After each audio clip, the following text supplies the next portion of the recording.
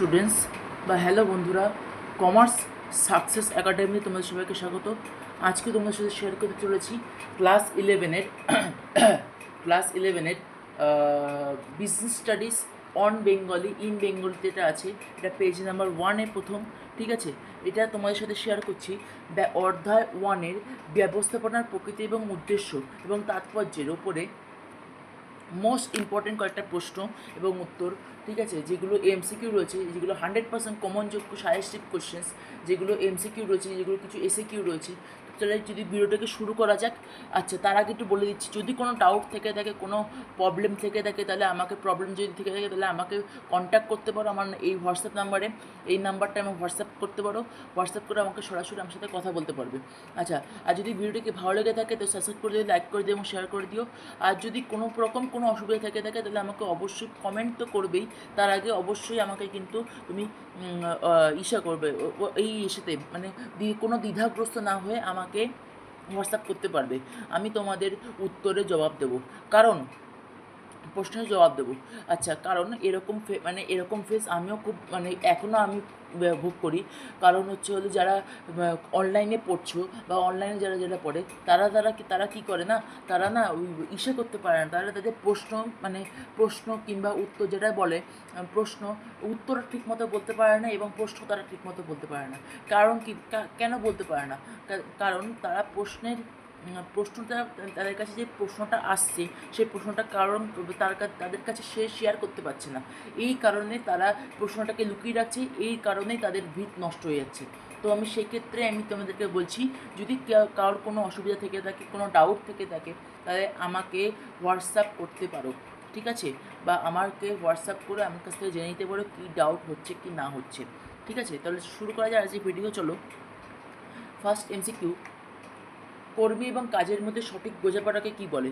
একটা কর্মী এবং তার কাজ, অ্যাজ এ ওয়ার্কার, এবং তার হিজ ওয়ার্ক, ঠিক আছে, তাদের মধ্যে যে সঠিক বোঝাপড়া রয়েছে তাকে বলা হয় সমন্বয়। ওকে, সমন্বয় বলা হয়। সমন্বয় মানে হলো একসঙ্গে কাজ বা সম্মিলিতভাবে কাজকে বলা হয় সমন্বয়। ব্যবস্থাপনার কাজ মূলত হাতে কলমে হয়, হাতে কলমে। Option C. General industrial management বইটি কে লিখেছেন? এটা লিখেছে হেনরি ফিওল, ঠিক আছে, হেনরি ফিওল। অনেকে এখানে এডব্লিউ টেলর করে আসে, অনেকে যারা জানে না তারা অ্যাব্রাহাম ম্যাসলো করে আসে, আর তারা অন্যরা দেখে দেখে এমপি ফলেট লিখে চলে আসে, ব্যাস কাটা খেয়ে যায়। কিন্তু তোমাদেরকে আমি যে প্রশ্নগুলো দিচ্ছি এই প্রশ্নগুলি তোমাদের আসবে পরীক্ষায়, ঠিক আছে। এই প্রশ্নগুলি তোমাদের আসবে, তোমরা ভালো করে প্রশ্নগুলোকে পড়ো, তাহলেই কিনা তোমরা এই প্রশ্নের মধ্যে তোমরা কমন পাবে।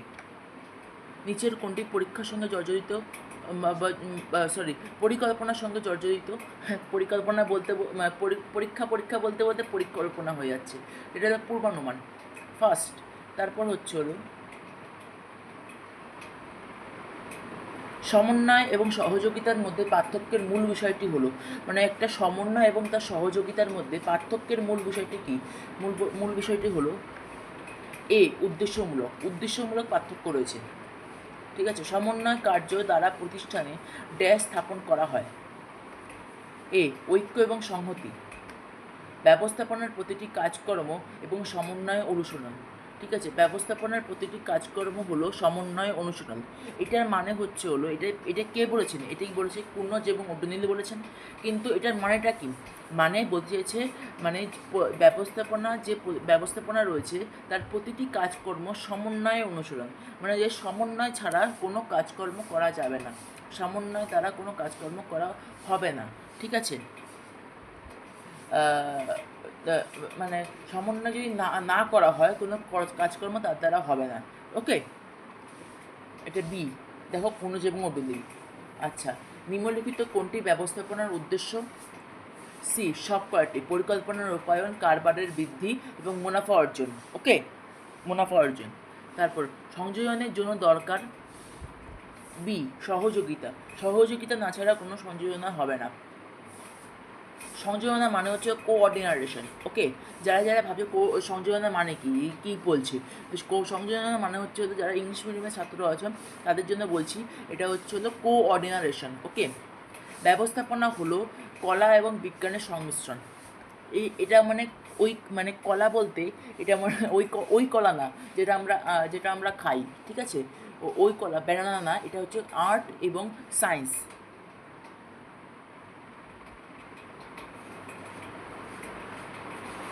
ব্যবস্থাপক পরিচালনার ব্যবস্থাপনার স্তরে ড্যাশ স্তরে অবস্থিত, উচ্চ স্তরে অবস্থিত। এ পস্কপ কথাটির প্রবর্তক হলেন লুথার গালিক। এখানে লুথার গুলিক লেখা আছে, এটা গালিক হবে, লুথার গুলিকও হবে, ঠিক আছে? তোমরা যা লিখবে সেটাতেই তোমরা নাম্বার পাবে, কিন্তু যা লিখবে একদম সঠিক লিখবে।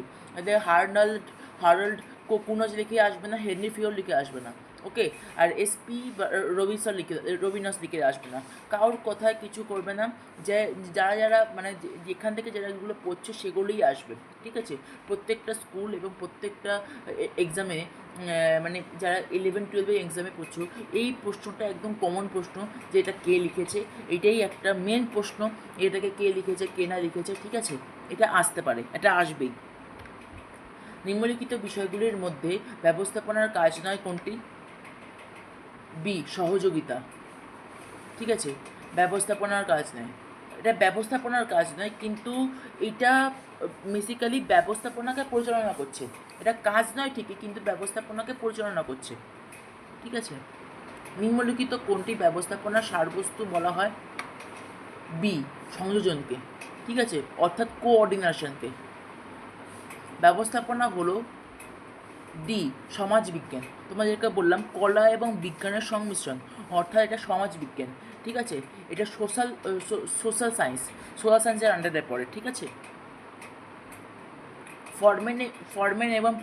ফরম্যান এবং পরিদর্শকরা ড্যাশের অন্তর্গত। ডি এদের সব কয়টি। ফরম্যান মানে হচ্ছিল নির্দেশক, ঠিক আছে? নির্দেশক মানে হলো ফরম্যান মানে হচ্ছে, তোমাদেরকে কী বুঝি, একটা মূল, যখন তোমরা একটা কোনো কাজ বা কোনো একটা জয়েন করছো, দেখবা একটা তোমাদেরকে একটা চুক্তিপত্র করে নেওয়া হয়, এইটা মানে কোন স্তরের মধ্যে অন্তর্গত?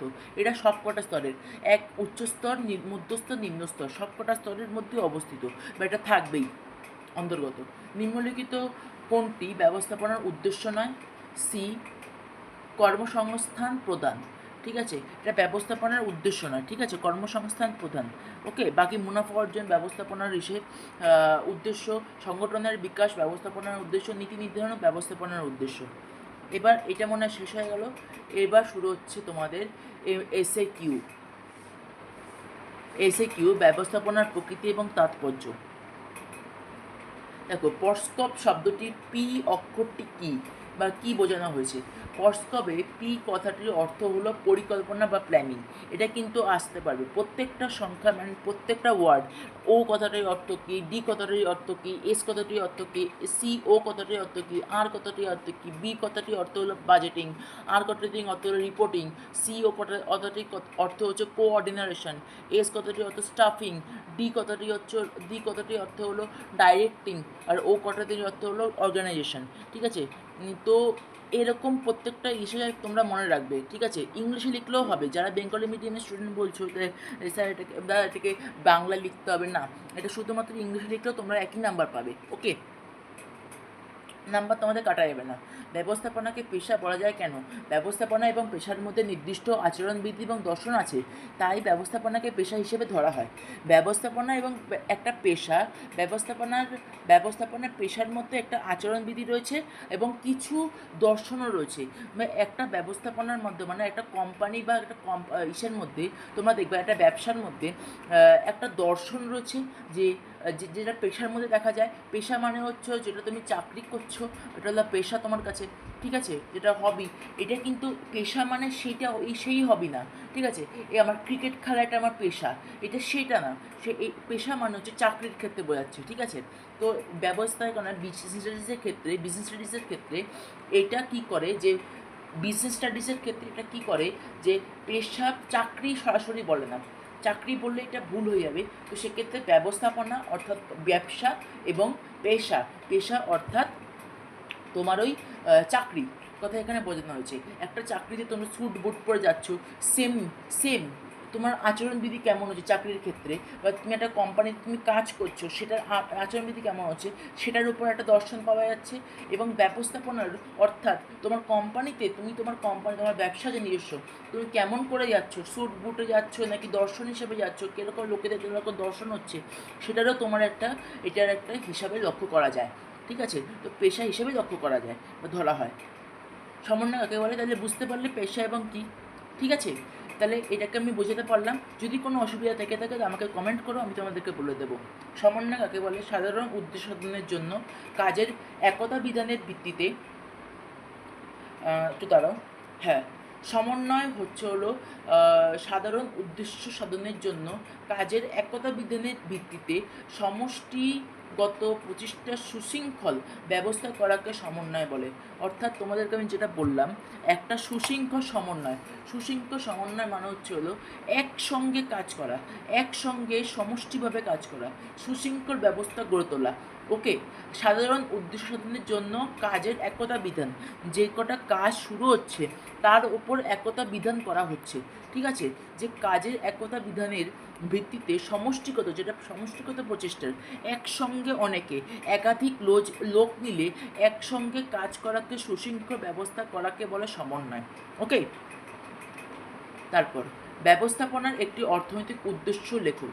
শিল্প প্রতিষ্ঠানের কার্যকারিতা শ্রীবৃদ্ধি নির্ভর করে সেই প্রতিষ্ঠানের উৎপাদিকা শক্তির ওপর সুষ্ঠু ব্যবস্থাপনার মাধ্যমে শ্রমিকদের উৎপাদন ক্ষমতা বৃদ্ধি করে এবং শিল্প প্রতিষ্ঠানের অর্থনৈতিক উন্নতি ঘটানোই ব্যবস্থাপনার অর্থনৈতিক উদ্দেশ্য।